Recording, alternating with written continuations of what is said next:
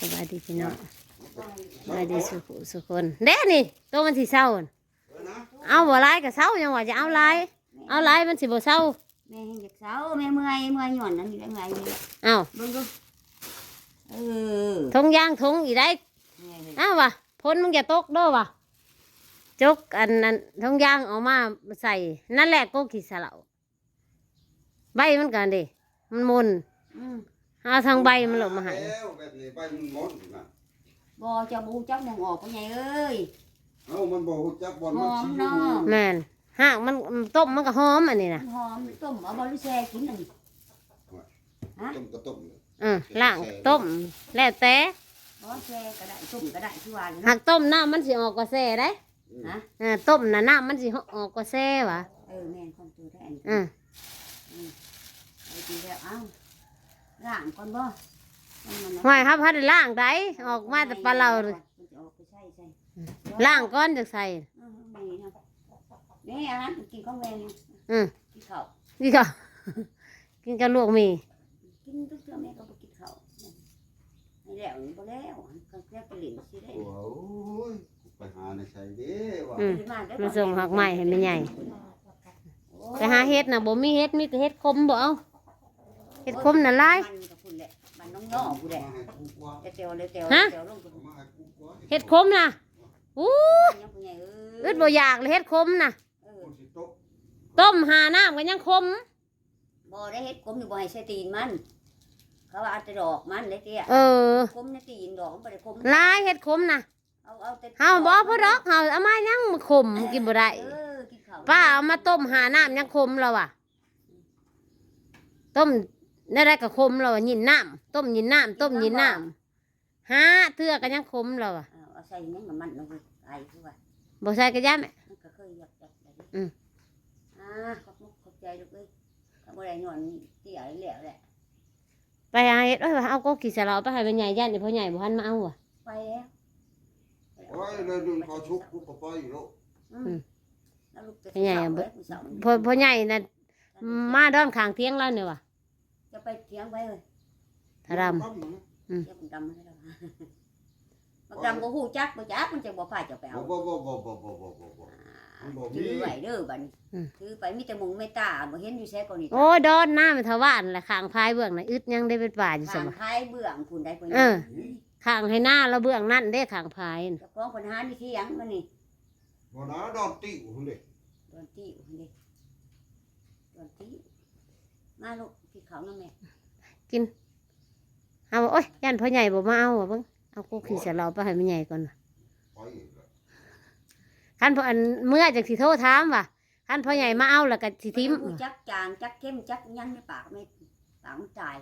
ซื้อเฮากินยาหลายสิไปขอเอาคอสาวคันนั้นคันเรามาเอาแล้วก็สิยาว่ะคันเราบ่มาเอาสิเอาไปให้เราซ้ำกับน้ำต้มธรรมดาก็ใส่เกลือตีใส่มดทงน่ะแต่มันเข้มแหละปากเท่านั้นเนาะเขากินยานั่นมันปูจับเข้มหรือเข้มอยู่แล้วหมาเนี่ยเขาใส่กินเบิดดิ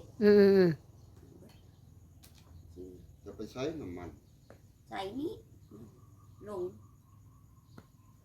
เขากินเบิดนี่ก็แลนแล้วเอาแห้งแห้งเขาก็ขึ้นมาแล้วเนาะเขากินได้เจ้าพัดว่ากินเขามือละบวงอันนี้ยังเบิดเมื่อวานเขายังวุ้งไห้ก็บวงนึงก็เบิดกินแล้วมันเป็นไอโหลดกินยังไงไอเล่นแล้วแถวนี่แม่บ่ให้เรือเลยแม่ปัดแม่กวดมันเกี่ยงมาแล้วไงแต่ขนาดเมื่อยังฟันหัวมาปัดตะลุมตะลังอุ้ยจมหกแทะแล้วแทะควันมาก่อนควันมาก่อนโตควันมาแล้วมาเหือนแล้วยังห่วงอยู่เด้ว่ะห่วงเงินห่วงซ่านเอ้ยบ่แซ่บดอกน้องเอ้ยกินข้าวเด้อมันแซ่บอีบ่แซ่บบ่แซ่บบ่แซ่บในปากคือเพิ่นว่าตายไปพัวโตก็เป็นพัวหมูแล้วว่าตายไปแล้วพัวโตก็เป็นพัวหมูนั่นพ่อใหญ่รอตายไปพัวโตเป็นพัวหมูได้แล้วอ่ะนั่นน่ะมันก็สิราชิตอยู่แล้วมีไผกำมาห่วงกันได้ดอกน่าเตี้ยแม่นไอ้จะกำมาห่วงกันได้กำมาห่วงกันได้ก็บ่ตาย ก็มันเว้าไร่ก็บ่ตายแล้วเนาะแม่ มันจะตาย ไปแล้วก็พวกโตก็เป็นพวกหมูแล้วว่ะ มันบ่ได้วางจะตีมันจะตาย หลายเถื่อจักหน่อยลูก มีแห้งซะลายเสือจักหน่อยมันก็มีแห้งซะ เออ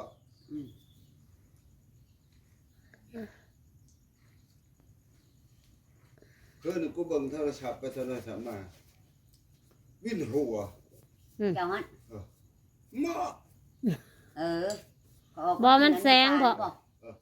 แสงมันสะท้อนแสงตานี่ พอแล้วกูใส่แวะ นอนเลยเซเว่นเอาพ่อใหญ่คือนอนเบิ่งโทรศัพท์ดีๆคือปิดทั้งเห็นออกไปกินน้ำปลามันไอแห้งเลยนั่งกินอยู่เนาะ เบิ่งเหือกูนั่นย่อยสะ มึงบ่มีเหือมีเหือพ่อใหญ่แม่บ่มีเหือ บ่คันมันอยากเป็นซาลาวินมันไข่ขาวแตกเด้ เออ เจ้าคือบ่กินยาอันนี้ซะดิอันนี้เด้ๆๆยาแซ่นี่ก็ตาอันพ่อใหญ่แล้วก็จอยคือกันเนาะ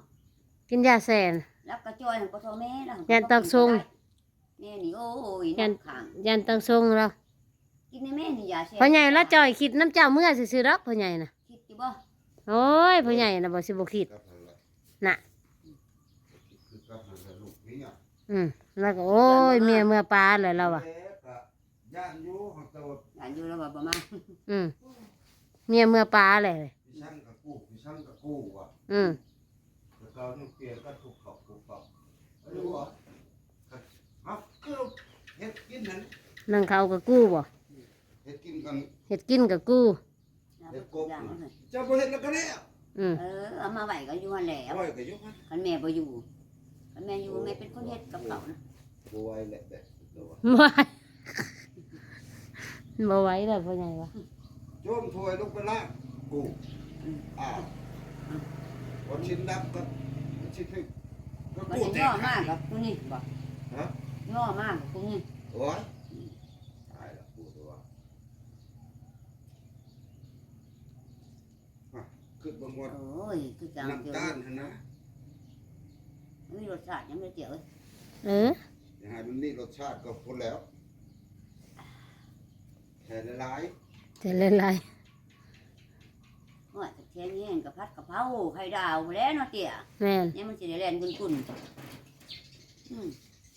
พริกกะปิลวกผักกูแล้วเนี่ยหมักทั่วนั่นหมักนี่ก็มาแข่งนั่นเป็นหมากนั่นเด็ดใช่เป็นหมากไม่หมากพริกกะปิ แต่เก่านะเขาไปบนนั้นเบิ้งโทรศัพท์กับบริบทเดินเราเบิ้งติ๊กต็อกไปเบิ้งมาเลยอะไรคืออะไรตาเรีย เรา บ เขาไปเบิ่งในอยากให้แม่เบิ่งน้ำแต่แม่บ่สนแม่เมื่อย เรียบเบิ้งอันหน้าโทรศัพท์นั้นเป็นช่องหน้าเลย มันแสงมันสะท้อนได้ยามกลางคืนน่ะ แสงมันจะทอนกับแสงตาเฮาแล้วมันอยากวิ่ง ครับนอนดึกกับปลาอุ้ยเป็นวินหัว ห้ามบ่เบิ่งได้ยามกลางคืนเฮาน่ะเฮาเหลื่อมตา เอาคืนนี้โทรศัพท์กูนั้นเติมเงินเข้าไปมาเบิ่งยังบ่มีสัญญาณอยู่ โอ้ยไผก็คือการมืดพ้นในนี่น่ะ บ่ไปต้องวัดปุ่นได้มื้อคืนนี่ เติมเข้าไปอีกยังบ่มีสัญญาณอ แต่ ยู่ แม่แล้วก็มันมืดอยู่เพื่อน ว่า มืดนั้น มันบ่ชาบัดได้ดีวะไปมาแล้วโทรก็บ่ได้อะไร เติมมันอยู่หันเงินน่ะแต่ว่าสัญญาณมันบ่อยากขึ้นมันฝนตก ไปแล้วลูกประหารยาคูโอ้ยเราอ่ะ เป็นจังได เจ้าบอกกดตัวแดงนี่ออกเราอ่ะ เรากดตัวแดงนั้นออกปากโอ้ย จื้อแน่นอนเห็นว่าก็เห็นว่าลูกไปเฮ็ดกัน นี่ก็คำขึ้นก็เคี้ยวขึ้นลงจื้อว่าไปเฮ็ดจังไดนะแม่ว่า แม่ เอาก็เบิ่งน้ำเพิ่น ก็ถามบักลุยว่าไผจะเติมเงินให้เฮานี่โอ้ยเราอ่ะตัวแดงมันบ่กดออกเราอ่ะเห็นว่าตัวแดงนั่นเราอะแล้วสิตั้งว่า3G ก็ได้4G ก็ได้เราอ่ะมันบ่ขึ้นเราอ่ะบ่เข้าบ่มีสัญญาณอีกเรา กินหยังจึงสิแซ่บเดี๋ยวเอ้ย ว่า นี่เก็บนะก่อน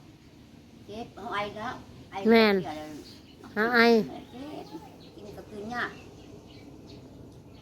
ช่วยอะไรจังหน่อยจะสิไป 8 โมงครึ่งอยู่แล้วเพิ่นมาขอเบาขอชาเพิ่นไปดำหน้าบ่มื้อนี้ไปไส อาจสิเป็นโลกะ มองที่เว้าพุ่น แม่น ไปนำกันเบิดบ่ ไปแต่เช้า ามเฮานี่แหละมิดบ่ได้ไปเอาน้องตะอยู่ห้านแน่อยู่ห้านแน่ก็เอาน้องนำ บ่หมอปุ้ยจะ พ่อสิหวานพุ้ย บ่ขาดแล้วเนาะ แม่น มันอยากได้ พ่อสิหวานพุย เนี่ยมันเอื้อนแล้วบ่คนน่ะ น้องว่านี่แหละคือนั่นได้แล้ว คือจังหวะ ว่า ยัง แล้ว อีก พา บ่ ยุอันบาวีได้สุนี่ อายุสิมาอีกแล้วบ่ สิมาอีกแล้ว เอาอีแหละมันก็สิบ่ได้หวานพุยจักเทื่อแล้วนั่นนี่ บ่ พายุบาวีน่ะมันตกทั่วประเทศเลยมันน่ะแห้งเบิดเพิ่นหนึงเขาก็ปล่อยเลยน่ะ ซื่อๆบ่เบิดกินพ่อกินยา อืมกินพอมีแฮงกินพอมีแฮงเจ้าก็ไปล้างแล้วก็ไปให้พ่อใหญ่ใส่ให้แล้วก็จังเอามาต้มแน่เขาใส่แล้วบ่ต้มแล้วแซ่เอาจ้ะ นะ แซ่เอา แช่ไปใหญ่เว้ย แซ่เอา ล้างแช่เอาไปใช้กินเพิ่มมาเตี้ย แม่นให้พ่อใหญ่ใส่ให้แล้วก็เอามาแซ่เอาโลด บ่ใช่นั่นต้มลบ ใส่โลดพอเพิ่นตัดหางไม้เพิ่นตัดเพิ่นสิบ่ใส่ ใช่แล้วเนาะ แม่น ต้องตัดออกนั่นน่ะแต่งคันขอกินแหละเนาะ แม่น ได้มาแล้วยาพ่อแม่บอกมีไอนะนี่ที่พุทธบอกทำเดือด เบี้ยบ่คุงไม่ใหญ่ๆแล้วเนาะนั่น ฮะ เบี้ยบ่คุง เป็นไง ใหญ่แล้วว่ะ โอ้ยมาเอาที่เอาไปลบถิ่นตรงนั้นแม่ บ่แล้วบ่ได้ดึงเมื่ออันนั้นน่ะปลูกใส่ ถิ่นร้ายเพื่ออะไรนี่ถึงชามนี่เราจะจังจรมันจะมาเอาไปปลูกดินเลือดลูกเพิ่นเอามีตีรีจนลบถิ่นไปนึง อาจจะแค่ตัวเตี้ยถ้าเป็นลูกกะมันอะไรเตี้ย ฮะ แค่ โอ้ยได้กะมื้อละ100มัด เอาวันนี่เพ่นแล้วแต่ได้ไปลูกวันนี่ แน่ ได้ไป ได้เงินได้เงิน2,000วันนี่ น่ะละ100นึง มัดละ2,000น่ะ แม่นเอาแล้วซั่นน่ะ ประเทศนั่นแหละ กะมันง่ายดิซะ โอ้ยกล้ายากล้าห่างกล้าทีหนักอย่างนั้น ในนั้นแหละเอื้อยไปลกกับกะสั่น กามห่างบอก กะสั่นกะห่างลกเทื่อละลำดึงเทื่อละต้นหญ้าก็ลูบลงโลดนี่นานได้เขาเป็นว่าเฮาละโอ้ยมันก็ได้เด้อมื้อละ200 200แรง100แล้วคันว่ากะมันถี่ได้ละเอานะมื้อนี้ไปลกทางใดมื้อนี้